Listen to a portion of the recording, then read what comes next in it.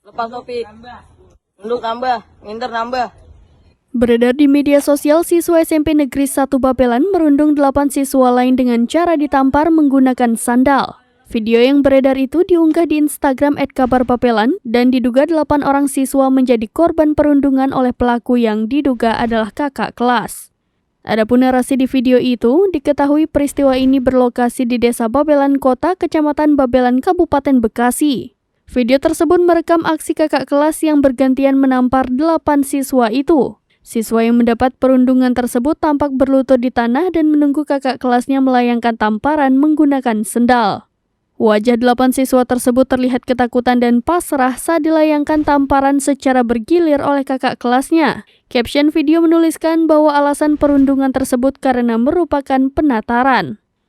Rupanya, video viral ini telah diketahui pihak sekolah. Humas SMPN 1 Babelan Marandum Tambunan mengatakan, perundungan diduga dilakukan sebagai tradisi. Marandum menuturkan perundungan dilakukan oleh 2-4 orang pelaku yang merupakan siswa kelas 9 SMPN 1 Babelan. Berdasarkan keterangan para pelaku, mereka mengaku terpaksa memukuli adik kelasnya karena diperintah alumni. Kejadian itu terjadi sekitar 1 minggu yang lalu, dan Marandum memastikan korban tidak terluka. Pihak sekolah pun menyayangkan tindakan perundungan tersebut.